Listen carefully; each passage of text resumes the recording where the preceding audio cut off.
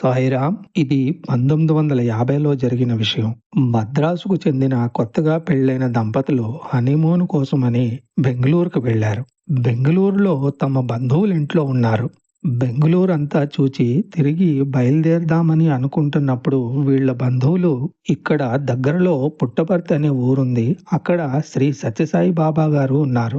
అందరూ ఆయనని భగవంతుడని తండోపతండాలుగా కళ్ళారా దర్శించుకుందామని వెడుతున్నారు. ఇక్కడ నుంచి పుట్టపర్తికి 4 గంటల ప్రయాణం. మీరు పెళ్ళైన కొత్త దంపతులు కాబట్టి వెళ్ళి ఆయనని దర్శించి ఆశీర్వాదం తీసుకుంటే బాగుంటుంది అని చెప్పారు.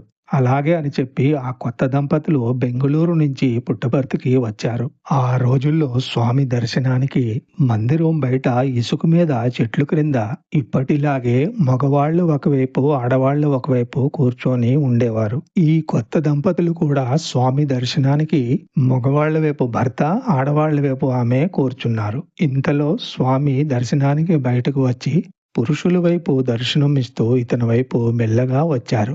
ఇతని కుడివైపు ఒక స్కూల్ మాస్టరు, ఎడం వైపు ఒక రైతు గోనె సంచి నిండా ఏదో పట్టుకొని కూర్చునున్నారు. స్వామి దర్శనం ఇస్తూ వీళ్ళ దగ్గరికి వచ్చి ఆశీర్వదిస్తుండగా ఇతని పక్కన ఉన్న రైతు సంచిలో నుంచి నిమ్మకాయలు తీసి స్వామికి చూపించి, స్వామి ఇవి నా తోటలో పండాయి, మీకు సమర్పించుకుందామని తీసుకువచ్చాను అని అన్నాడు. అవునా బంగారు అని స్వామి నవ్వుతూ వాటిలో నుంచి 2 నిమ్మకాయలు ఆయన చేతిలోకి తీసుకుని వాటిని ఒకదానిపై ఒకటి అమర్చి ఈ కుర్రాడు పక్కనే కూర్చునున్న మాస్టారుతో ఇవి మీకు ఎలా కనబడుతున్నాయి అని అడిగారు. స్వామి వేసిన ప్రశ్నకు జవాబిస్తూ ఆ మాస్టారు అది ఇంగ్లీష్లో సంఖ్య 8 లాగా కనబడుతుంది అని అన్నాడు. అప్పుడు స్వామి నవ్వి ఆ నిమ్మకాయలు రైతుకిచ్చి ఈ కుర్రాడు వైపు చూచి 7+1 8 అని వెళ్ళిపోయారు.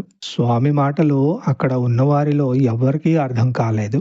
ముఖ్యంగా కొత్తగా పెళ్ళైన ఈ కుర్రాడు ఏమిటి ఈయన పద్ధతి అని విసుక్కున్నాడు. దేవుడని చూడ్డానికి వస్తే ఏమీ చెప్పకుండా 7+1 అని నాకు లెక్కలు రానట్లుగా ఈయన నాకు లెక్కలు నేర్పుతాడేంటి? మేము లెక్కలు నేర్చుకోవడానిక ఇంత దూరం వచ్చింది అని మనసులో అనుకున్నాడు. సాయంత్రం బయలుదేరి భార్యాభర్తలు ఇద్దరు వాళ్ళింటికి మద్రాసుకి చేరుకున్నారు. కాలం అతి వేగంగా గడిచిపోయింది. ఇతనికి చాలా కాలం తర్వాత పిల్లలు పుట్టారు. పిల్లలు పెద్దవారయ్యారు. ఇతనికి 65 సంవత్సరాలు వయస్సు.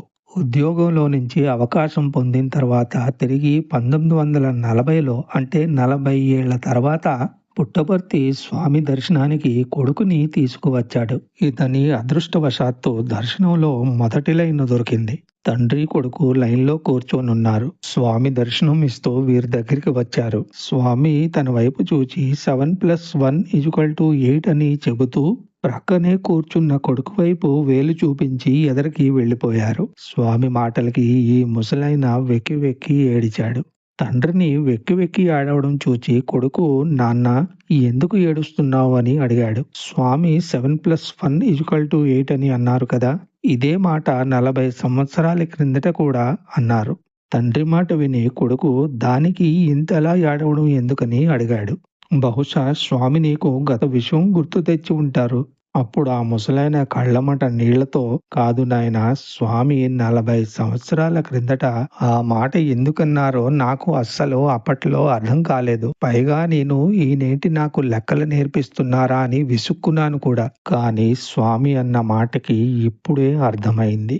మాకు పెళ్ళైన తర్వాత చాలా కాలం వరకు సంతానం లేదు. తరువాత 7 ఆడపిల్లలు పుట్టి 8వ వాడిగా నీవు పుట్టావు. అందుకే స్వామి ఇప్పుడు 7+1 అని చెబుతూ ఆ 1 అని అనేటప్పుడు నీకేసి వ్రేలు చూపించారు.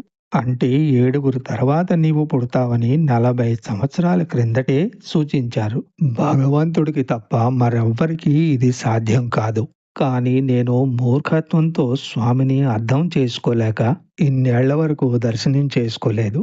40 సంవత్సరాల తర్వాత వచ్చినప్పటికీ స్వామి నా మీద ప్రేమతో నువ్వు నన్ను మరిచిపోయినా నేను నిన్ను మరిచిపోలేదని విషయాన్ని గుర్తు తెచ్చారు. తమ భక్తులపై స్వామికి ఉన్న ప్రేమని, కరుణని చూసి నాకు ఏడుపు వచ్చింది అని కొడుకుతో చెబుతూ ఆయన పాదాలు ఎన్నడూ విడవక అని అన్నాడు. స్వామి ప్రేమ, కరుణతో నిండి ఉన్న ఎన్నో లీలలు మా ఈ ఛానల్ ద్వారా భక్తులందరికీ తరచుగా తెలియజేస్తున్నాము. మా చిన్న మనవి ఏంటంటే మీరు చూసి తెలుసుకున్న తర్వాత కూడా మీ బంధుమిత్రులకి కూడా తెలియజేస్తారని. మీరు చేయవలసిందల్లా ఒకటే, మీరు చూసిన తర్వాత దీన్ని లైక్ చేసి, షేర్ చేసి, ఛానల్‌ని సబ్స్క్రైబ్ చేసుకొని, కామెంట్ బాక్స్‌లో మీ అభిప్రాయాన్ని తెలియజేస్తూ, మీ లైఫ్‌లో మీతో జరిగిన స్వామి లీల ఏమైనా ఉంటే తప్పకుండా మాకు తెలియజేయండి. మీరు రికార్డ్ చేసి మాకు పంపిస్తే మేము మా ఛానల్ ద్వారా అందరికీ తెలియజేస్తాము. జై సాయిరాం.